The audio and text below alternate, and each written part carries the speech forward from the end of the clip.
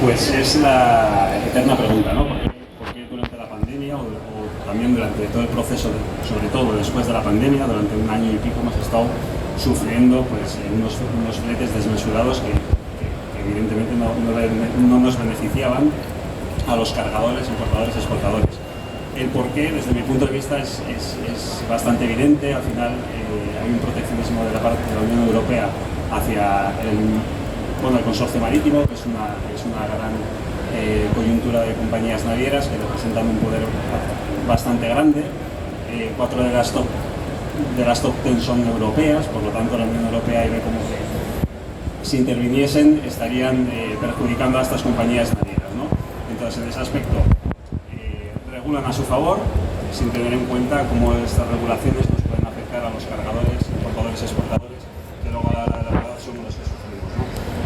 Durante la pandemia y después de la pandemia hemos visto todos que tú tenías unos servicios apalabrados, unos contratos, que estos se veían reducidos o anulados directamente, no tenías la capacidad de reacción de elegir con qué naviera querías cargar, no podías elegir qué clase de servicio podías obtener, estaba todo supeditado a un coste de llevarla a destino, ¿no? Siempre tenías los rollouts, siempre tenías plan savings, siempre tenías una cifra más de premium si querías salir en el siguiente buque, que nos hacía pues, perder tiempo, fiabilidad, incrementar los costes, y luego además todos estos costes se repercuten en precios de venta más elevados, producciones más elevadas, desposicionamiento en mercado y en algunas situaciones empresas que han tenido que pues, echar la persiana porque no han podido competir con otras empresas, otros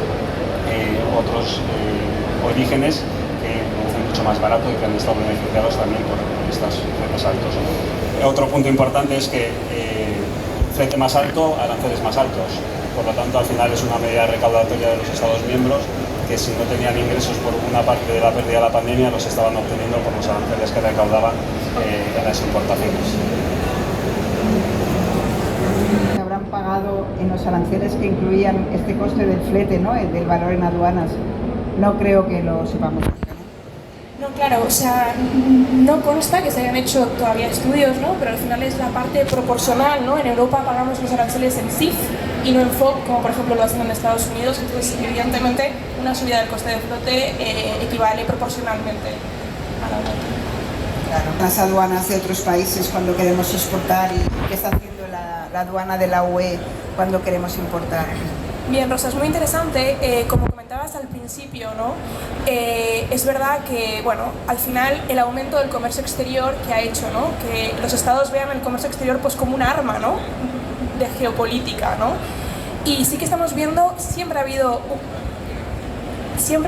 el proteccionismo, pero sí que estamos viendo una tormenta perfecta. ¿Qué significa, no? Diferentes formas de hacer proteccionismo y muy poco protagonismo por parte de la OMC, ¿no? Por ejemplo.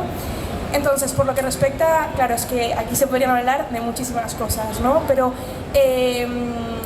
geopolítica y aduanas exteriores, ¿no? Y cómo nos afectan. El primer caso que se me ocurre en el norte de África, pues el tema pues, de Argelia, ¿no?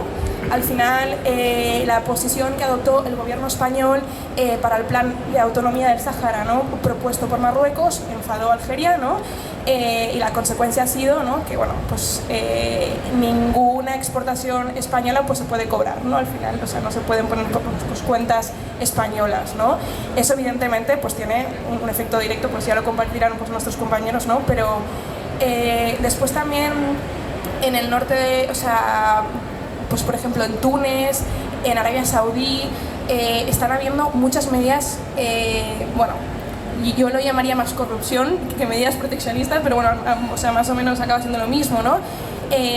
¿Qué pasa? Pues que estos gobiernos están poniendo requisitos para importar que muchas veces las empresas no conocen ni qué requisitos son, ¿no? Y al final todo se reduce a la decisión arbitraria, ¿no? Pues del gobierno de dejar importar o no, ¿vale? Sobre todo eso está pasando mucho en Túnez y en Arabia Saudita. Después, bueno, el caso de Egipto, ¿no? Egipto ya lleva muchos años estableciendo medidas pues, proteccionistas, las últimas con el tema de los medios de pago, ¿no? No puedes exportar a Egipto si no tienes un crédito documentario con determinados, ¿no? Entonces, bueno, al final los exportadores cada vez se encuentran con estas barreras pues que no son arancelarias, ¿no? Y que al final pues limitan el comercio. Después, aparte de todo eso, evidentemente están las guerras comerciales, ¿no?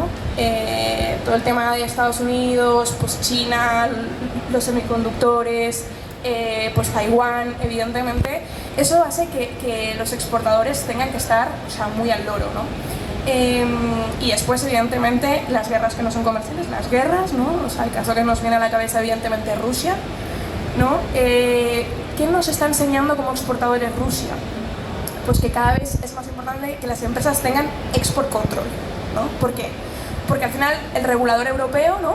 Te está obligando a ti, exportador, a tener muy claro que ese producto no acaba en manos de quien no tiene que acabar y que no comercializas ese producto con Rusia, ¿no? Hablábamos el otro día que además de con Rusia tenemos problemas pues con Turquía, ¿no? Porque la aduana ha detectado que ciertos operadores estaban intentando circunvalar la norma a través de Turquía, ¿no? Y entonces, bueno, están habiendo pues muchos canales naranja con Turquía, ¿no? Y al final eso es geopolítica en las aduanas, ¿no? Pero después, si siempre tenemos esta percepción de que son los otros estados los que adoptan como medidas proteccionistas y que nosotros somos los buenos y que nosotros no, ¿no? Pero sí que es verdad que bueno, o sea, la Unión Europea sí que dentro del marco de la OMC y está adoptando, o sea medidas como puede ser el mecanismo pues, de ajuste en frontera, ¿no? O sea, evidentemente respetando las normas de la OMC, pero sí que diciendo, oye, pues no vamos a permitir que te vayas a producir a un país donde no se respeta pues, la huella de carbono y que vengas a Europa y que pues, comercialices pues, como cualquier otro, ¿no? Tendrás que pagar esta huella de carbono. Entonces sí que hay una serie de baterías, ¿no? De la Europa verde que hay quien lo puede considerar como una medida pues, proteccionista, ¿no? De Europa. Entonces, ¿a dónde está la solución? Bueno, intentar pues abogar por el multilateralismo, por la OMC, ¿no? Y por los sistemas más reglados, ¿no? Porque al final hay un efecto, o sea, un efecto dominó, ¿no? Al final, si tú proteges, el otro protege, todos protegemos y el libre, o sea, mercado, ¿no? Y el mercado internacional pues corre su riesgo. Jaume, en cuanto al transporte aéreo, ¿qué supone la limitación de los espacios aéreos en el envío de las mercancías? Bueno, hola a todos. Bueno, 2022 tenía que ser el año de la recuperación del mercado aéreo. Todo el mundo lo esperábamos, veníamos de una pandemia. Tenía que ser el año en que se abrían las fronteras de nuevo, todos queríamos viajar, etc.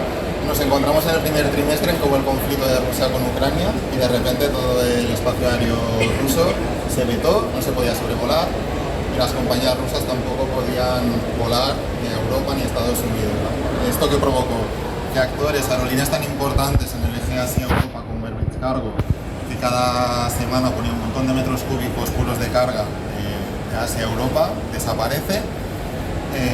Y ya de por sí veníamos de un mercado que todavía la oferta no se había recuperado del COVID y aún así con esta medida todavía le metemos otro palo porque quitamos todavía más capacidad en el mercado, ¿vale? Por otro lado, compañías de bandera europeas tipo Lufthansa, Air France, etc. Lo que pasa es que para ir a Japón, Corea del Sur, etc. no pueden ir por Siberia. Al final fue como volver a la URSS un poco, ¿no? En época soviética que no se podía sobrevolar el espacio aéreo. Y claro, tenían que ir. Muchos iban ya a Anchorage de Estados Unidos o por Asia Central o India, con lo cual estabas añadiendo para cada vuelo 2-3 horas más de vuelo, con más combustible, que quiere decir menos capacidad de carga y automáticamente más costes operativos para la aerolínea. Con lo cual volvemos a lo mismo, ya íbamos mal y todavía se acabó tensionando. ¿Quiénes fueron las grandes beneficiadas? Las compañías del Golfo, Turquía, porque en su eje de este-oeste no les impactaba tanto, con lo cual de repente vieron un incremento de demanda. Dijeron, bueno, ellas ya venían muy, como todas las aerolíneas, venían muy fatigadas, muy cansadas del COVID, porque sobrevivieron gracias a la carga, pero los ingresos no compensaban como cuando hay pasajeros.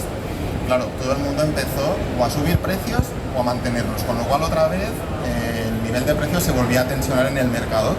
Con lo cual, medidas estas como las de Rusia, ya no es que solo afecta a quien importe o exporte con Rusia, es que de rebote afectó un poco a todo el mundo, ¿vale? Y caso parecido también lo tuvimos en el Golfo, una compañía tan global como Qatar Airways, que seguro que todos conocéis, con esa conectividad mundial. Hasta 2021 llevaba 4 años que no se llevaba bien con sus vecinos y no podía ni sobrevolar ni aterrizar en países tan importantes como Arabia Saudí, Egipto, Bahrein o Emiratos Árabes, ¿vale? Con lo cual, si veis Qatar en el mapa, por narices tiene que pasar por esos países para ir a Europa o África, etcétera. Con lo cual, otra vez, tenía que dar la vuelta y incremento de costes operativos. En 2021 se levantaron esas restricciones a nivel político, se firmó un acuerdo en Arabia Saudí y ahí pasó el caso contrario. Ahora ya puede volver a volar esos países y ha bajado un poco la tensión en toda la región del Golfo, aportando más capacidad de carga, ¿vale? Pero es otra vez que a nivel de estas decisiones geopolíticas, digamos, pues sí que vuelves a tensionar o destensionar el mercado, en este caso el aéreo. Y en cuanto al transporte terrestre, ¿cómo se están afectando todas estas restricciones y controles? Bueno, ya lo de la exportación a Turquía sí que fue un efecto dominó, ¿no? Que empezaron a poner canarios naranja y todos detrás ahí. Bueno, yo solo comentar, decíamos que íbamos con resaca del COVID con el aéreo. El terrestre va fatigado ya de hace tiempo. Lo de Rusia no ayudó, por ejemplo.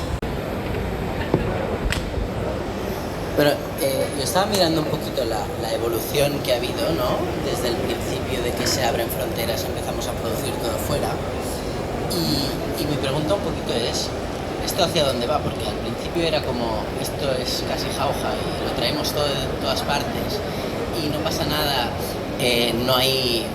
no había casi controles, y ahora nos encontramos con la postura extrema al revés, que es empezamos a poner controles sobre cosas que no había controles, nos inventamos controles, cada país de la Unión Europea un poquito va un poquito libre porque tienen pues pueden aplicar unos controles según quieran ellos, y nos encontramos con paradojas como por ejemplo que en el mercado español, por ejemplo, pues las empresas que importan juguetes los traen por Rotterdam porque dejan de tener unos controles que en España existen y eso no está unificado. Entonces, todo esto responde solo a un proteccionismo de la Unión Europea, o cada Estado juega un poquito su papel y van un poquito jugando como a la puta y la Ramoneta.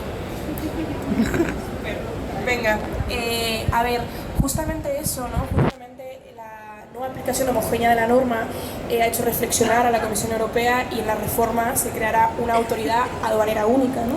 Que lo que busca justamente es esta aplicación más homogénea, ¿no?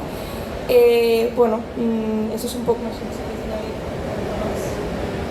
Yo a la primera parte que has comentado de hacia dónde va el tema del proteccionismo, yo creo que también es un tema de sociedad, ¿no? Cada vez como sociedad queremos tener más datos, queremos saber más cosas, quién produce, cómo lo produce, si están utilizando medios que son sostenibles, si están utilizando mano de obra barata, mano de obra infantil, si respetan el medio ambiente. Cada vez la sociedad es más consciente de ello y demanda más información. Por lo tanto, esa información que demandamos como usuarios, para controlarla requiere de que haya controles que nos pidan que pues, presentar este papel, presentar este certificado, este documento, o pásame auditorías de que estás cumpliendo con unos requisitos mínimos de sostenibilidad o de derechos humanos.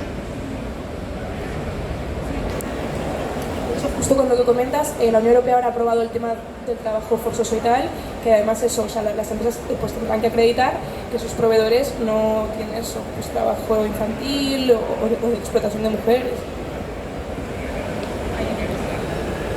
Bueno, no está mal, ¿no? Creo que hasta aquí nadie más quiere intervenir, ¿no? Pues lo dejamos aquí. Agradecemos mucho la atención. Espero que haya sido útil. A veces, bueno, quizás no tenemos las soluciones a todo esto, ¿no? Pero a veces compartirlo como que te quedas un poco más relajado y dices, bueno, estamos todos igual. Y simplemente si llega a algún sitio y alguien puede hacer algo, bien, si no, pues seguimos, ¿no? Batallando. Gracias a todos, nos vemos en la próxima. Gracias.